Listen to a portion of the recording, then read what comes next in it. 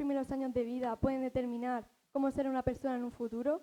Soy Inés Jiménez Ortega y el día de hoy os vengo a presentar mi proyecto, titulado Donde todo comienza, un estudio cualitativo sobre el desarrollo de los niños de 0 a 3 años.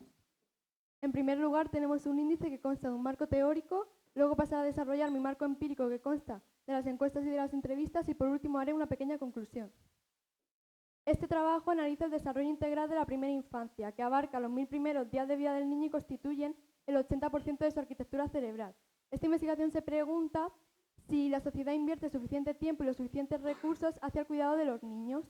He decidido hacer mi trabajo sobre este tema ya que para mí es de gran importancia, ya que tengo una hermana pequeña llamada Elena de 3 años y me ha inspirado mucho a la hora de realizar esta investigación, con lo cual el objetivo de este trabajo ha sido investigar la primera infancia, los 3 primeros años, mediante una encuesta realizada a 50 alumnos del IES Piso Belmonte y una entrevista a 5 educadoras profesionales infantiles. Desarrollo físico. Los crecimientos y los cambios físicos se dividen en estatura y en sistema sensorial. En cuanto a la estatura, durante el primer año se producen los cambios más notorios, durante el segundo van siendo más moderados y ya durante el tercero se siguen produciendo cambios más leves durante los años que prosiguen. En cuanto al sistema sensorial, dentro del útero se van a desarrollar el gusto, el olfato y la audición y posteriormente fuera se desarrollarán el tacto y la visión, que no estará completamente desarrollada hasta los 9 o los 12 meses.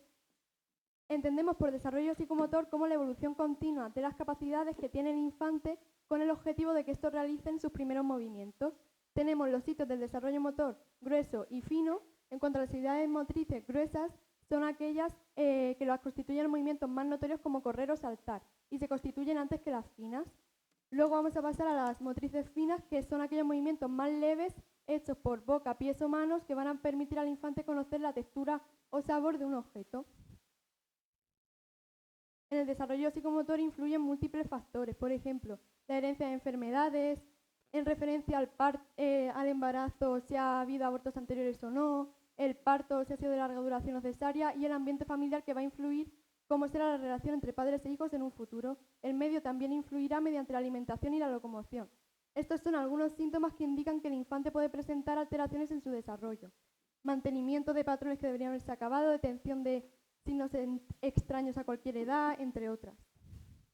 Desarrollo cognitivo y verbal.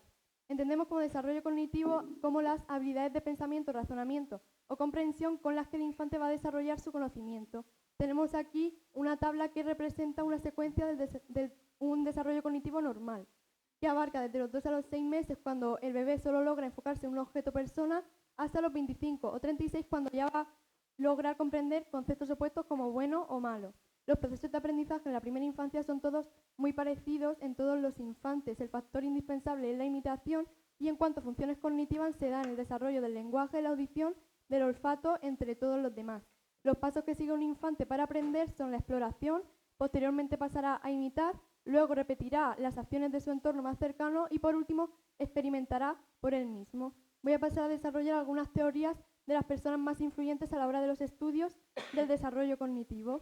En cuanto a Piaget, este fue un psicólogo, biólogo y epistemólogo suizo pionero en el estudio del desarrollo cognitivo infantil y este defiende que el conocimiento debe ser estudiado desde un punto de vista biológico. De ahí nace su teoría constructivista del aprendizaje. Las etapas del desarrollo cognitivo de Piaget son 2 y se dividen en periodo sensioromotor y periodo preoperacional. En cuanto al primero, este se divide en 6 estadios que abarcan desde los 0 a los 24 meses y luego pasaremos al preoperacional, que se divide a su vez en 2 subetapas, la etapa preconceptual y la intuitiva. Me centraré en la primera, ya que es la que abarca de los 2 a los 4 años. Esta se centra en la imitación, la memoria y en el hecho de que el infante solo piensa que todo a su alrededor tiene vida y sentimientos.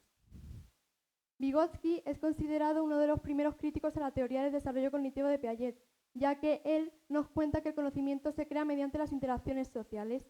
Nos defiende que el infante nace con habilidades mentales elementales y que va a ser gracias a la interacción con los adultos que éstas se convertirán en funciones mentales superiores. En cuanto a la perspectiva sociocultural de Vygotsky, como he dicho anteriormente, este defendía que el desarrollo se daba mejor mediante las interacciones sociales. Esto también va a influir en el aprendizaje. ¿Quiénes van a influir en el aprendizaje? Pues los padres, familiares, creencias, incluso compañeros. Desarrollo del lenguaje. Esta capacidad es imprescindible ya que va a ser la que nos va a diferenciar de todas las otras especies. Nos va a ayudar a aprender a relacionarnos y a aprender. Las etapas que tiene este desarrollo son la prelingüística y la lingüística. En el caso de la prelingüística, esta se da durante el primer año de vida y la segunda comienza con la pronunciación de la primera palabra. Cabe destacar que las niñas empiezan a hablar siempre un poquito antes que los niños. ¿Quiénes van a influir en este desarrollo? Pues las interacciones sociales que tenga el infante, el entorno familiar, sus padres y el nivel de educación de sus padres. Y Hart y Risley defienden que va a depender en general todo su entorno. Desarrollo socioemocional. Este se desarrolla mediante las interacciones sociales también y tenemos el vínculo afectivo y apego que se empieza a desarrollar durante el embarazo y los primeros días de vida son cruciales, sobre todo a la hora del apego y por eso se da el piel con piel entre la madre y el hijo. Por eso es imprescindible que el infante se desarrolle en un ámbito seguro en el que poder afrontar experiencias futuras. Luego pasaremos a las interacciones sociales, que en los primeros meses sus únicas formas de comunicación son mediante sonidos onomatopéyicos, con lo cual solo se va a poder comunicar mediante gestos, llantos, etc. Y por último, la influencia de la familia y el entorno. Estos son imprescindibles ya que son la primera red de apoyo de los infantes y el niño va a practicar sus habilidades sociales mediante las relaciones con su familia. Factores que influyen en el desarrollo. Pues va a influir mucho la genética y el ambiente, sobre todo la contaminación que afecta a todos los seres vivos, en especial a aquellos que están en pleno desarrollo. Un ejemplo muy perjudicial es el humo del tabaco, ya que contiene partículas cancerígenas. ¿Qué puede dar esto? Pues a asma, cáncer, entre otras enfermedades. Medidas que se pueden tomar: que la madre no tome alcohol durante el embarazo y que el niño se desarrolle en un ambiente sano de contaminación. La nutrición también es imprescindible, ya que va a garantizar el bienestar futuro general del niño. Los problemas que puede dar una mala alimentación, pues diabetes, obesidad, entre otros muchos. Medidas, pues darle la comida de manera creativa, como tenemos en estas dos imágenes. La importancia de la estimulación temprana. Esta es el conjunto de actividades y experiencias que van a potenciar el desarrollo del niño. ¿Qué va a pasar si no se le estimula bien al niño desde pequeño? Pues que esto puede llevar al mal desarrollo de sus habilidades. ¿Qué consejos puedo dar? Pues una vida física y emocional saludable, que respeten sus tiempos y sobre todo que jueguen con él. El rol de los cuidadores. La mayoría de las habilidades que obtenemos cuando somos pequeños son gracias a nuestros cuidadores, porque estos proporcionan a los infantes un ambiente seguro en el que poder desenvolverse. Con lo cual, ¿es importante la educación inicial? Sí, es de gran importancia, ya que nos va a ayudar a aprender a compartir y a socializar, lo cual va a ser muy beneficioso a la hora de que éste vaya al colegio. También es muy beneficioso para los padres, ya que con esta pueden crear su conciliación laboral. Impacto del uso de las pantallas en la primera infancia. En la actualidad, el contacto con las pantallas inicia más temprano y cada vez está más normalizado, tanto que los niños de 2 años ven 1 hora diaria directamente la pantalla y hasta 5 indirectamente. La INE nos cuenta que casi el 100% de los hogares españoles cuentan con dispositivos electrónicos, lo cual nos va a perjudicar el proceso de desintoxicación de los niños de las pantallas. Recomendaciones según la OMS, pues evitar pantallas en niños menores de 18 meses, de niños de 2 a 5 años limitar su uso a 1 hora diaria y fomentar muchísimo el deporte. Como habéis podido ver en estas dos imágenes, los de arriba, las imágenes de arriba representan dibujos actuales y los de abajo dibujos más antiguos. Como podemos ver en los primeros, presentan muchísimos más estímulos que los segundos, lo cual va a dar a problemas de atención y concentración, impacto en el sueño y un mal desarrollo social. Aquí tenemos algunos inventos o noticias actuales, por ejemplo, un orinal, incluso los niños ven las pantallas en coche y incluso cuando están de paseo, lo cual es muy perjudicial porque los niños, en vez de estar viendo lo que tienen a su alrededor, están viendo una pantalla, lo cual es muy perjudicial. ¿Alguna noticia? Pues el 81% de los sanitarios detecta problemas en el desarrollo de los niños por el uso excesivo de pantallas. Crianza respetuosa versus tradicional.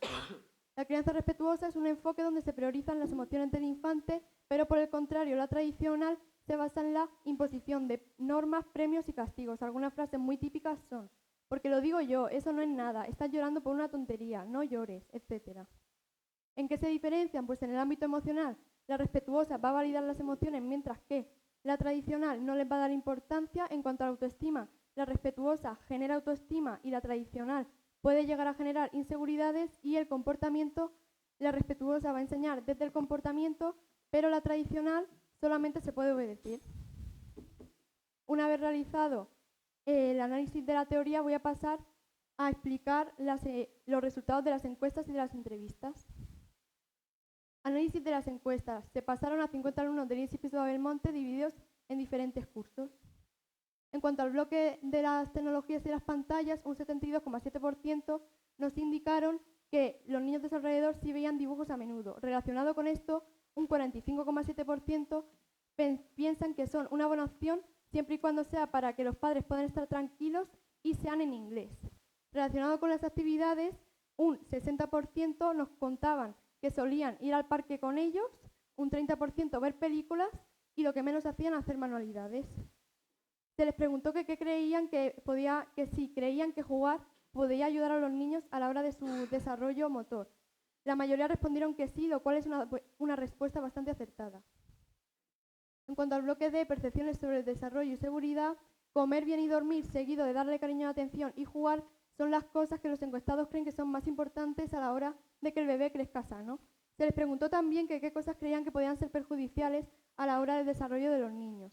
Algunos respondieron conflictos entre los padres, falta de cariño, dietas poco equilibradas. El conocimiento del entorno. Un 74,3% nos indicaron que depende de la situación, los padres van a conocer o no el desarrollo normal de sus hijos. Esto nos puede indicar que surgen dudas en cuanto a este tema. Se les preguntó también qué creían que debería mejorarse en el cuidado y en la educación de los niños de 0 a 3 años. Respondieron que no darles tantas pantallas, los castigos de los chillidos, y incluso nos respondieron que pensaban que se tendría que dar más educación a los padres sobre esto. Influencia genética. Un 85,7% nos dijeron que pensaban que tanto el ambiente como la genética iban a influir en el desarrollo, y tan solo un 14,3% piensan que es solo el ambiente. El apego. ¿Qué crees que debe hacer la familia para que el bebé se sienta seguro y querido? Un 88,6% nos indicaron que le hablen y le abracen son la mejor opción. Y por último, la estimulación temprana. Se les preguntó si habían oído alguna vez este término, la mayoría respondieron que no, y aquellos que respondieron que sí, nos respondieron. Como la misma palabra dice, supongo que serán los estímulos que recibe el bebé en los primeros meses de vida. Análisis de las entrevistas. Aquí podemos ver 3 imágenes de cuando se realizaron las entrevistas presenciales. Las otras entrevistadas tuvieron que ser online debido a que se encontraban en otras comunidades autónomas. En el primer bloque, las entrevistadas nos respondieron que los niños pasan de una dependencia total a una mayor autonomía durante estos 3 primeros años, que los aspectos más importantes en el desarrollo son la imitación, la curiosidad y la memoria, y por último, como había dicho en la teoría, que el desarrollo motor pasa a ser grueso a fino. Vínculo afectivo y apego. Las entrevistadas nos corroboran que el vínculo afectivo y el apego seguro le va a proporcionar al niño confianza, autonomía y seguridad emocional, seguido de que puedan expresar sus sentimientos. Pero por el contrario, el apego inseguro puede generar ansiedad y mala gestión de sus emociones. El entorno familiar. Están de acuerdo con que son la primera red de apoyo de los infantes, le dan mucha importancia a las condiciones económicas de cada familia y piensan que se necesita mucha más implicación familiar. Y por último, la estimulación temprana y prácticas de crianza nos dicen que para llevar a cabo la estimulación temprana se necesita un acompañamiento respetuoso, que tanto padres como hijos deben gestionar bien sus emociones para el correcto funcionamiento de esta, pero siempre y cuando deban poner límites claros para que los niños respeten. Conclusiones. He visto varios contrastes entre la teoría y la práctica. Algunos son la brecha digital, ya que los profesionales advierten del impacto que pueden tener las pantallas, pero en casa están muy normalizados para tranquilizar al niño. En cuanto a las pantallas educativas, los encuestados nos dijeron que ver pantallas en inglés podría llegar a ser beneficioso, ignorando el hecho de que la interacción humana es el único motor potencial del lenguaje. Y por último, las prioridades del cuidado. El entorno familiar va a priorizar cuidados físicos, mientras que las educadoras creen que el juego es la herramienta más potencial del aprendizaje. Esta es la bibliografía y la webgrafía más utilizada. Y termino con una frase: si quieres ser creativo, mantente en parte como un niño, con la creatividad y la inventiva que caracteriza a los niños, antes de ser deformados por la sociedad adulta. Quiero dar un agradecimiento especial a Clara, mi tutora, por haber confiado en mí desde el primer momento, a mis amigas Natalia y Carolina y a mi familia por acompañarme en todo este proceso y a vosotros por escucharme. Muchas gracias por vuestra atención y cualquier pregunta estoy a vuestra disposición.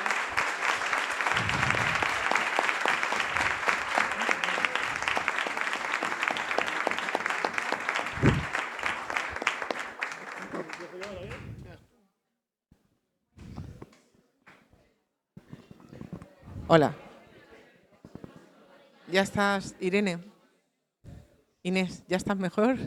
Uf, ya se ha pasado el susto, ¿verdad? ¿Qué? Que ya se ha pasado el susto. Bueno, lo primero de todo, me ha encantado el trabajo, me ha encantado la memoria, me ha parecido súper interesante el trabajazo que has hecho para informar a la gente que hay hoy aquí. Y tengo dos preguntas, ¿vale? Relacionadas con eso. ¿Tú crees que toda esta información, creo que lo has comentado en la memoria brevemente, realmente la deberían conocer aquellas parejas que quieran tener niños? ¿Y cómo crees tú que se les debería dar? ¿Dónde se les debería dar? Mira, esta información, por supuesto, es imprescindible, ya que es imprescindible que los niños crezcan con, sobre todo, todas las cosas que he puesto, sobre todo hoy en esta presentación, que es donde he abreviado más. ¿Dónde se podría dar? Pues pienso que se podrían dar podría haber centros más especializados para potenciar más la educación de los padres a la hora de conocer a qué se van a enfrentar, y pues se podrían hacer pues en centros de, como por ejemplo hay aquí, de personas mayores, pues para gente que quiera ser padre. Y yo creo que muchas parejas que tienen niños chiquitines, tienen niños chiquitín, ¿qué mono es? Ala, le doy la tablet, yo me tomo el café. Entonces me ha parecido muy interesante. Y la segunda iba por lo mío.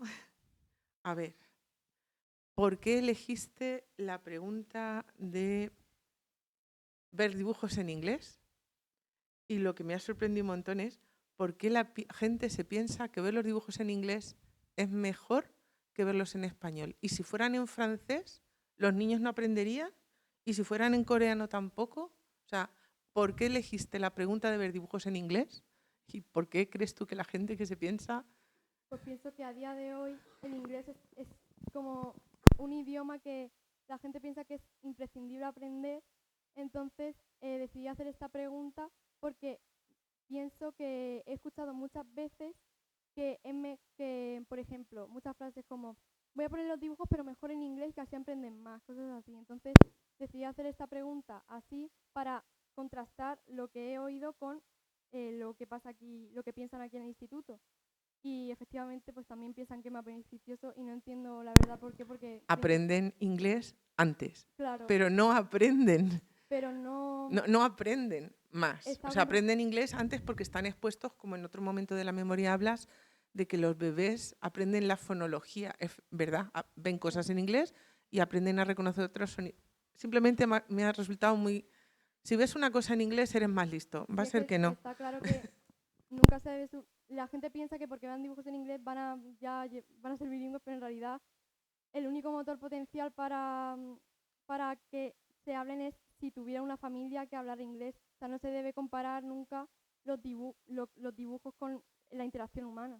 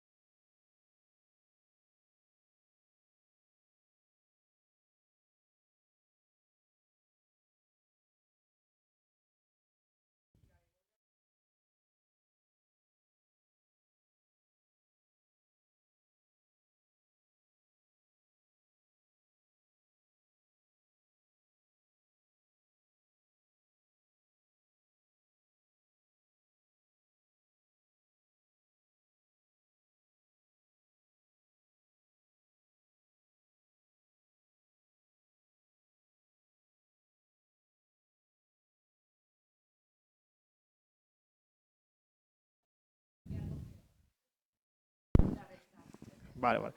Pero bueno, es verdad. La pregunta es la siguiente. Una vez que has hecho las encuestas, ¿hay algo que te ha sorprendido en particular? ¿Algo que no te esperabas encontrar en las respuestas de los encuestados? Sí, me ha sorprendido mucho, sobre todo, perdón, el hecho cuando les he preguntado qué actividades solían hacer con él, que muchos han respondido que ver películas. Y pienso que, y comparado con lo que han respondido de hacer manualidades, que han sido solo el 10%, pienso que es muy poco. Y pienso que se debería fomentar más el hecho de, pues, en vez de ver películas, hacer más manualidades, porque como dicen las entrevistas, es uno de los motores más imprescindibles del juego, y eso lo incluye las manualidades también. De hecho, yo cuando era un chiquillo, hace años, ahora ya no se lleva pero menos, son los Lego. No sé si habéis aprendido a jugar con los Lego, pero eso parece que no. Vamos, yo jugaba hacia Legos y eso te ayuda bastante, como, más o menos por donde tú dices. Hoy en día, ¿verdad? Yo soy de informática y hay que reconocer que las pantallas han hecho y están haciendo mucho daño. Entonces, más o menos por donde tú tiras, va por ahí las cosas, ¿vale? Entonces, más o menos es que concuerda con lo que yo pienso y imagino que piensa la mayoría de personas, ¿vale? Muchas gracias y nada, enhorabuena de nuevo. Enhorabuena porque nos ha sorprendido y bueno, ahora ya puedes descansar. Que, a ver, Inés, me gustaría que nos dieras una pista de a qué te quieres dedicar el día de mañana, porque yo creo que tu vocación va por ahí, ¿no? Venga, muchas gracias. Sí, me encantaría dedicarme a la educación. No sé si a niños tan pequeños, porque pienso que es mucha responsabilidad, pero seguro que en el ámbito de la educación, sin duda. Muchas gracias.